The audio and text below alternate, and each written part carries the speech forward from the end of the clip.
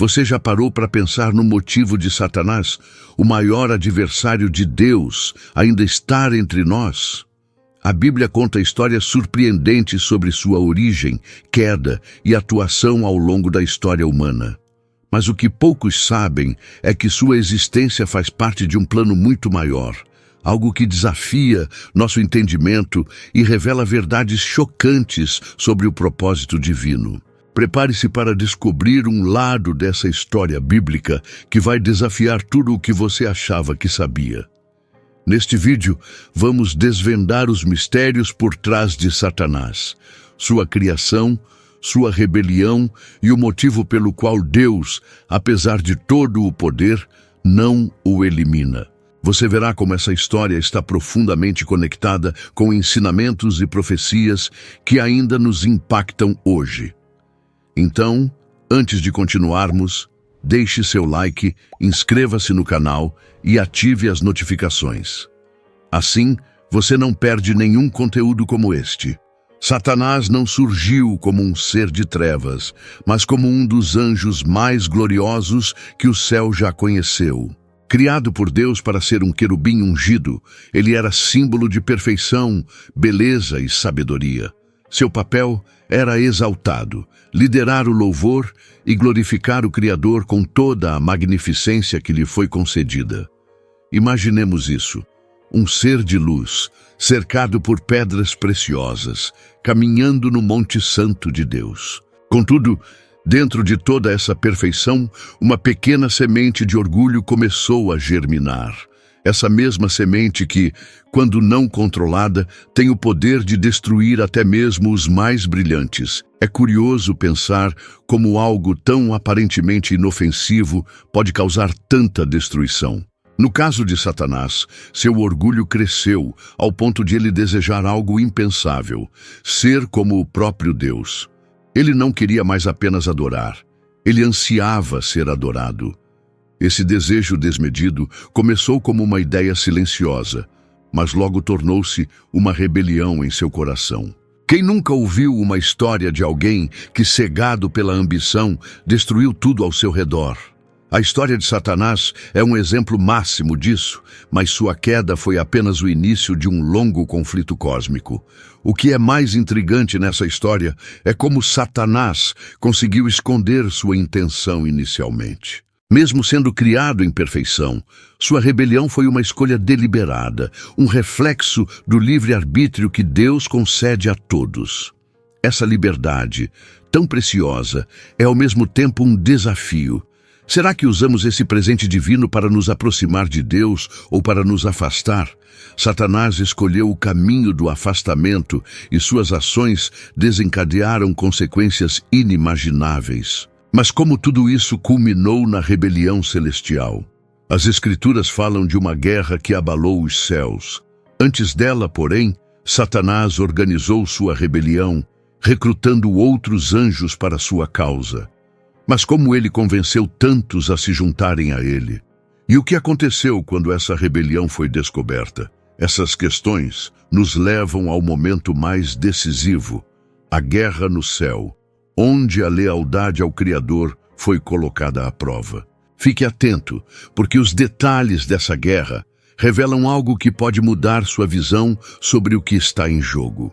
A guerra no céu não foi apenas um conflito físico, foi um confronto direto de lealdades e intenções. Satanás, agora corrompido pelo orgulho, conseguiu convencer uma grande legião de anjos a seguirem sua causa. Ele prometia um reino onde eles teriam poder e liberdade, longe das restrições da obediência a Deus. Era uma proposta sedutora, mas fundamentada na mentira. Imagine o caos de ver seres perfeitos, criados para glorificar a Deus, se voltando contra o próprio Criador. Essa rebelião não era apenas contra Deus, era contra a ordem celestial. Do outro lado da batalha estava o arcanjo Miguel, um líder leal e destemido. Ele e seu exército de anjos fiéis não hesitaram em se levantar contra Satanás e seus seguidores. A Bíblia descreve esse momento como uma guerra feroz, onde o destino do céu estava em jogo. Não era apenas uma questão de poder, mas de justiça divina. É interessante pensar que, assim como na vida humana, as decisões no céu também envolvem escolhas que refletem caráter e lealdade. E Miguel, com sua coragem, nos mostra o que significa ser um verdadeiro defensor da verdade. Satanás, descrito como um dragão, parecia imponente, mas sua força não era suficiente para desafiar o domínio de Deus. Afinal, como algo criado poderia superar seu Criador? A batalha terminou com uma vitória decisiva para os anjos leais, e Satanás foi expulso do céu com seus seguidores. No entanto, a expulsão não foi o fim do conflito. Era apenas o início de sua atuação na terra, onde ele continuaria sua rebelião em outro cenário. E aqui nos deparamos com um mistério. Por que Deus permitiu que Satanás continuasse a existir? Essa expulsão do céu marca o ponto de transição. Satanás, agora conhecido como o príncipe das trevas, passou a exercer sua influência na terra. Mas o que motivou Deus a não destruir Satanás naquele momento? Existe um propósito maior que ainda não compreendemos totalmente? Essas perguntas nos levam à próxima etapa dessa história: a queda de Satanás e o significado por trás de seu novo título como adversário da humanidade. Após sua expulsão do céu, Satanás sofreu uma transformação profunda. De estrela da manhã, um ser exaltado e glorioso, tornou-se o príncipe das trevas. Sua queda foi mais do que uma mudança de local. Foi uma ruptura completa com Deus e sua perfeição. A Bíblia o descreve como alguém lançado à terra, carregando consigo o peso de sua rebelião e de sua nova identidade. Essa mudança, porém, não significava que Satanás havia perdido todo o seu poder. Pelo contrário, ele começou a canalizar sua influência para enganar e destruir, iniciando uma nova fase de sua atuação. Satanás passou a ser conhecido como adversário ou inimigo, mas seu novo título reflete mais do que sua oposição direta a Deus. Ele agora era um ser em constante queda, cada vez mais imerso em escuridão e perversidade. Esse estado contínuo de queda mostra como o orgulho e a rebeldia podem corroer um ser por completo. E isso nos faz pensar: quantas vezes o orgulho não nos coloca em caminhos semelhantes?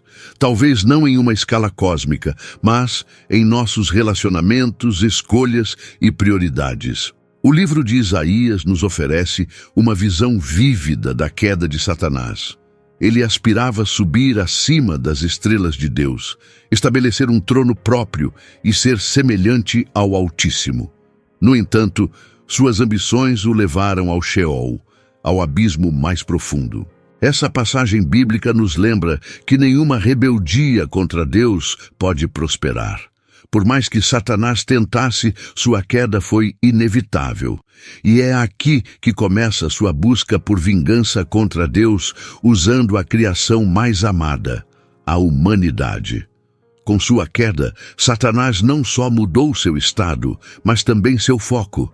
Ele se tornou o tentador e acusador, aquele que busca desviar os humanos do plano divino.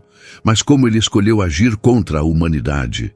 E como suas ações moldaram a história bíblica desde o Éden? Para entender isso, precisamos observar sua influência direta na jornada humana, desde os primórdios até os dias de hoje.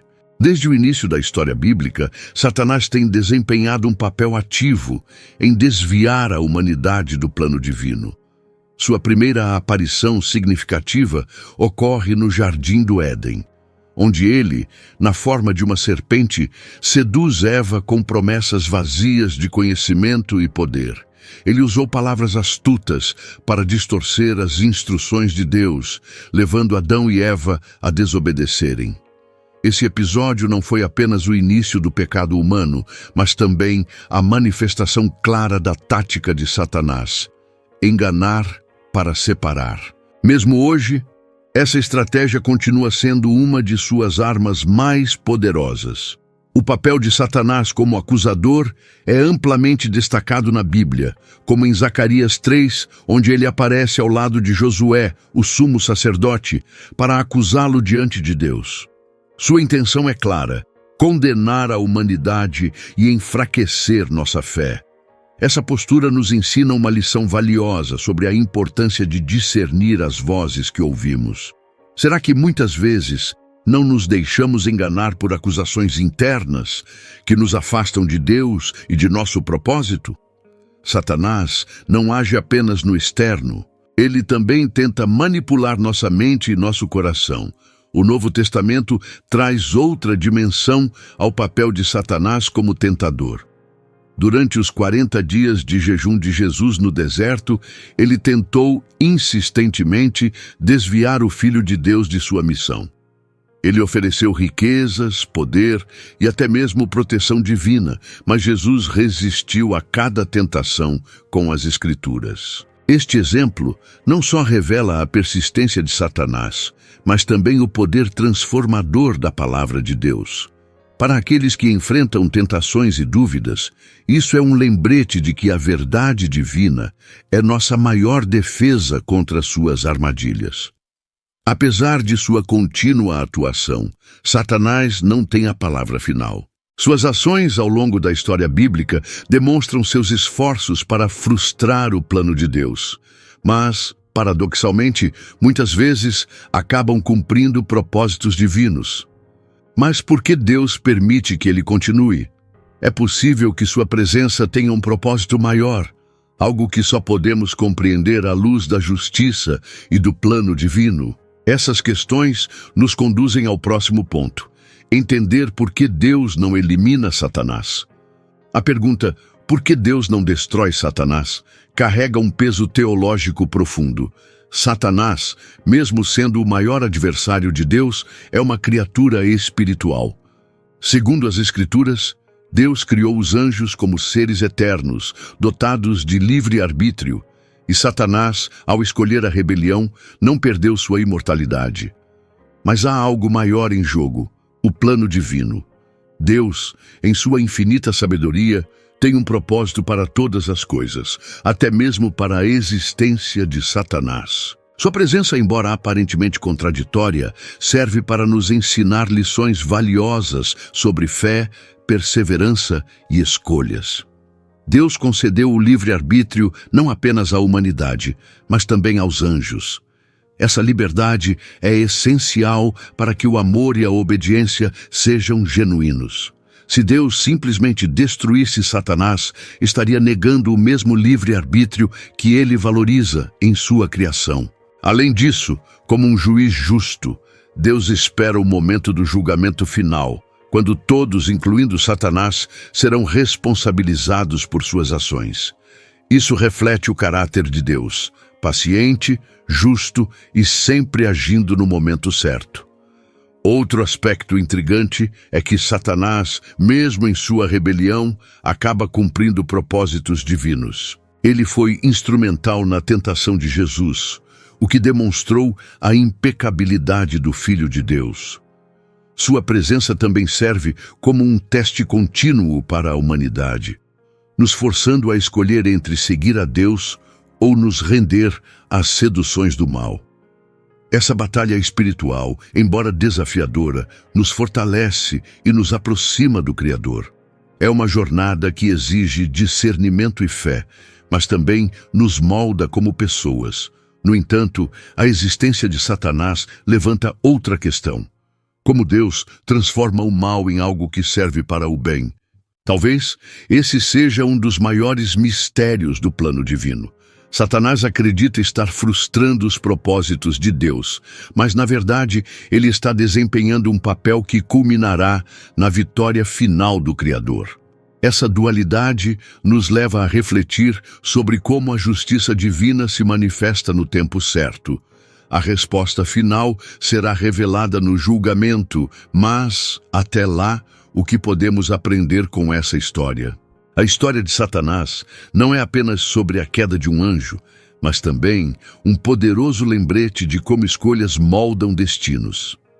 Desde sua origem gloriosa até seu papel como adversário, suas ações revelam ensinamentos profundos sobre orgulho, obediência e o impacto do livre-arbítrio.